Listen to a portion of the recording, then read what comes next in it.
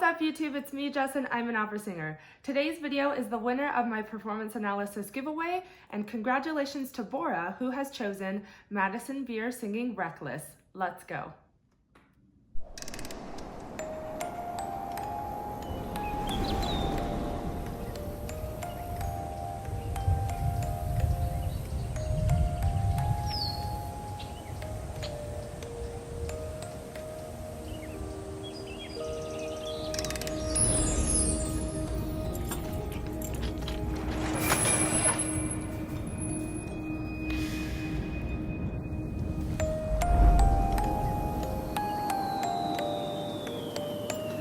I'm gonna pause here. I know she hasn't said anything, but I kind of want to talk about the idea of what the title of the song means, reckless, and how that might translate into what you see before you hear any words being sung. I like to see what is on screen and how that plays directly with, let's say, the title of the song. And so you can come up with a variety of answers or reasonings as to why the two and two pair well together, or maybe even don't.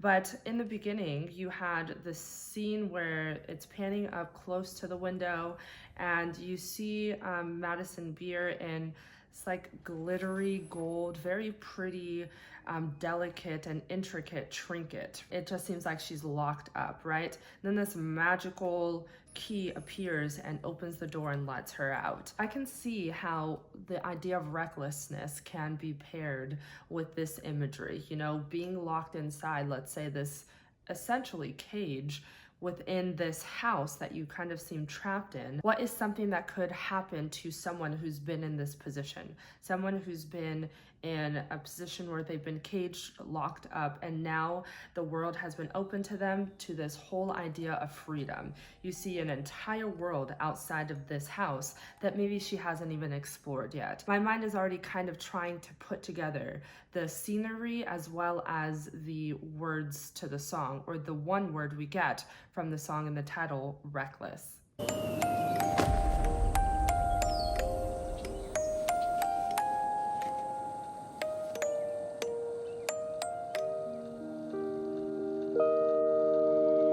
Hey, this is a story I hate, and telling it might make me break, but I'll tell it anyway.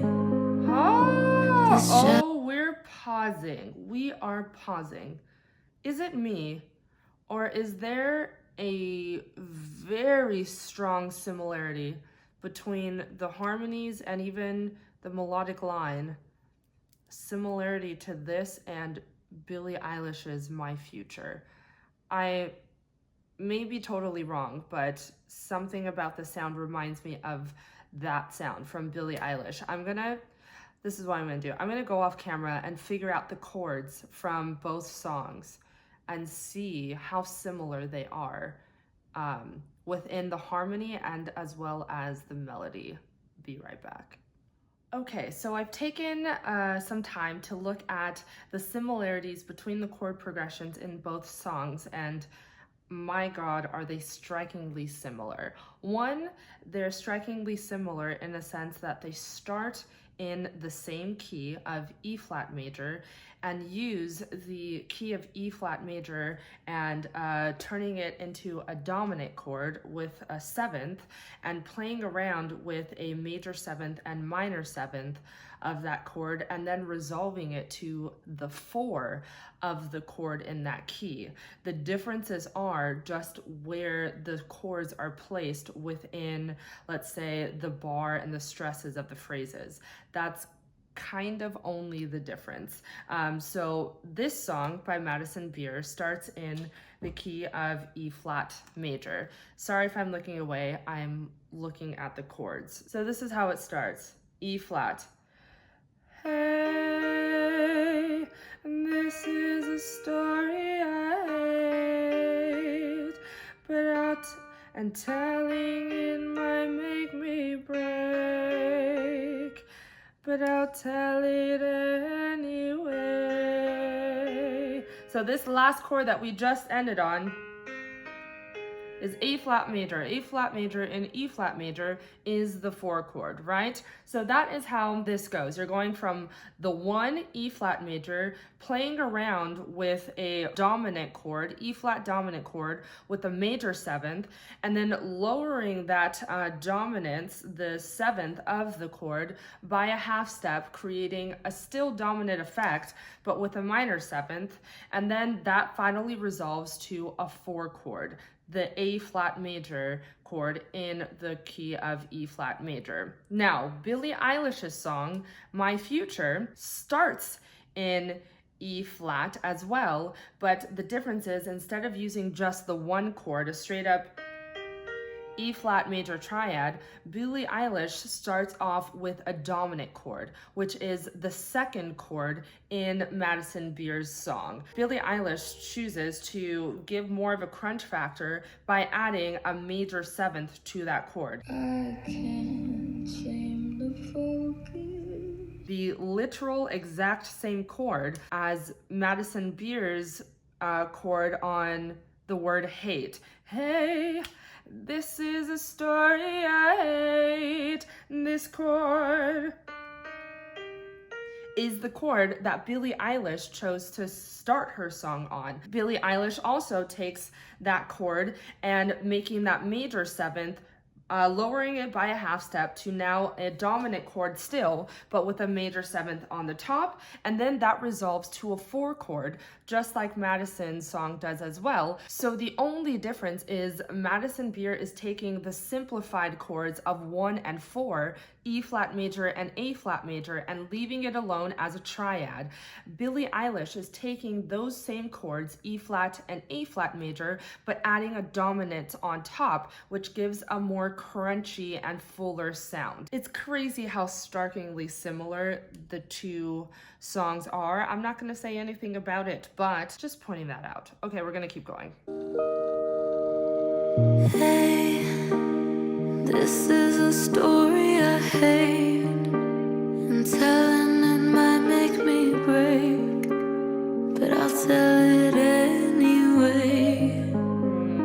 So This pretty. chapter's about how you said there was nobody else. Then you got up and went to her house. You guys always left me out. Nice, nice. I still have the letter you wrote when you told me that I was the only girl you'd ever want in your life. Nice. I guess my friends were right. Each day goes by and each night I cry. Somebody saw you with her last night. You gave me your word, don't worry about her. You might love her now, but you loved me first. Said you'd never hurt me, but here we are. Oh, you yes. swore on every star. How could you be so reckless with my heart? Oh. You Wow. Now that I have the context of the lyrics, of course, that makes total sense. Reckless with my heart. Love the storyline. Man, it seems like everyone is going through a heartbreak in music right now. It's feels so bad, you know? A lot of great things happening. So some things I want to point out.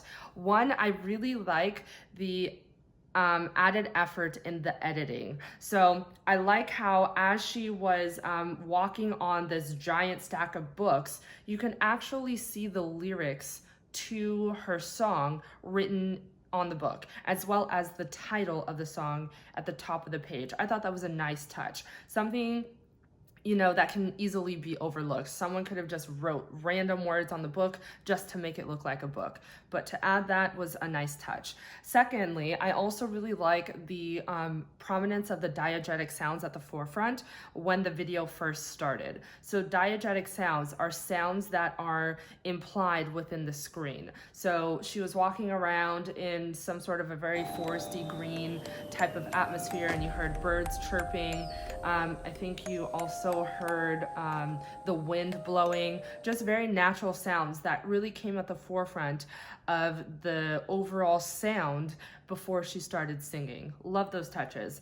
I also love how much her vibrato came out when the chorus came through. If you don't know, I just love paying attention to people's vibrato. I think it just tells so much about the quality of their overall sound.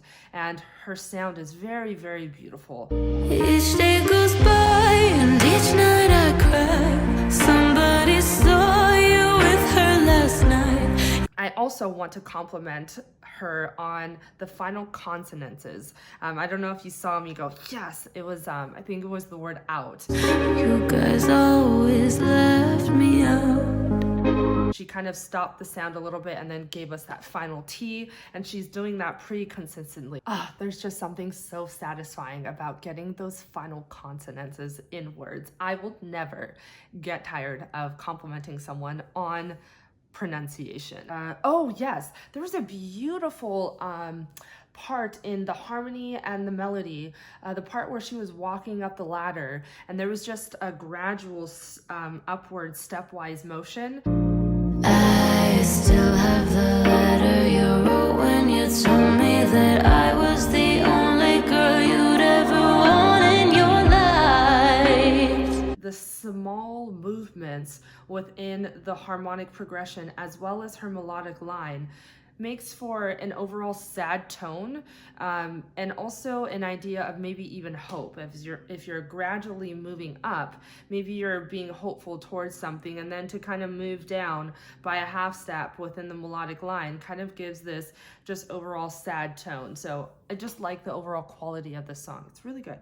I don't know how I forgot about this part, but there was a really cool moment in the song where something she said kind of broke her. She was standing on the book and then she kind of fell on her knees and you heard this thud. Here we are. The way that she kind of brought more of that speech pattern in the words "here we are" and she fell to the ground, it was just so dramatic. It really complemented this emotional journey that she's kind of going through in this moment. And it's a very musical theater-y thing to do, right? To kind of put the singing a little bit backwards and really put the speech "here we are" at the forefront. I thought that was such a nice touch. Checking in out of my heart like a hotel, and she must be perfect though well. I hope you both go to hell. I still have the letter you wrote when you told me that I was the only girl you'd ever want in your life. I guess my friends were right. Each day goes by and each night I cry. Somebody saw you with her last night. You gave me your word, don't worry about her.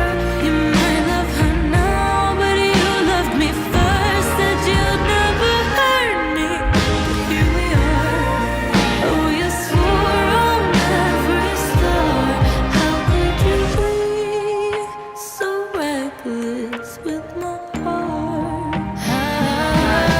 How could you be so reckless? How could you be so reckless? How could you be so reckless with someone's heart? Hey, this is a story I hate, but I told it to cope with the pain. I'm so sorry if you can relate. Oh, good, she came up. Man, I don't know what it is about these heartbreak songs. They're just, hit right to the heart. There is a lot of things that I liked. I liked how at the end of the song, she changed up the lyrics a little bit, because it's quite common to take what you said at the very beginning of the song and just repeat it at the end of the song. It kind of just rounds the song out. But I like how she changed the lyrics, because the lyrics for me, what she said at the end, Hey, this is a story I hate, but I said something about it to cope with the pain. I'm so sorry if you can relate. I like how that was more self-reflective. It let us know why she's venting or writing this song. You know, of course she's heartbroken, of course she's sad, but to have a self-reflecting moment to say, I needed to let this out because I don't know how to cope with the pain, but this is the way that I can help relieve some stress within my life dealing with the situation by writing this here song. I really like that. And then I like how she turned it around and said, if you're also going through this, I'm sorry, but in a sense, I know what that feels like, and we're on the same boat and you're not alone. I really, really liked that touch.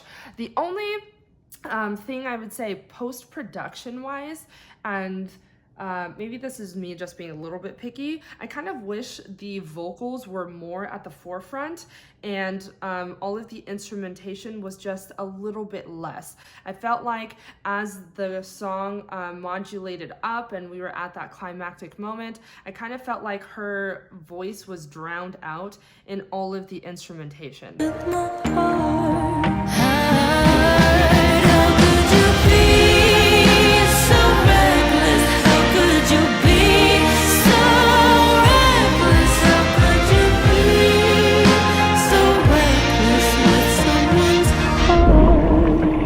I am very curious to hear her sing, let's say, another ballad with a little bit more range, because this kind of sat in one very comfortable area within her voice, but it will be nice to hear other parts of her register and see how she handles that. Huge shout out and congratulations to the winner. Thank you, Bora, for picking this song. This is the first performance analysis video of Miss Madison Beer on my channel, and I'm really glad I got to do this video. If you liked all that you saw, make sure you hit that subscribe button down below. Please comment down below if there's another Madison Beer song with more vocal range that I should react to. Also, make sure to check out my description box below to keep in touch with me, get access to exclusive perks, and even book a voice lesson. I'll link all of that good stuff down below. I hope you have a good day, and I'll see you soon. Bye!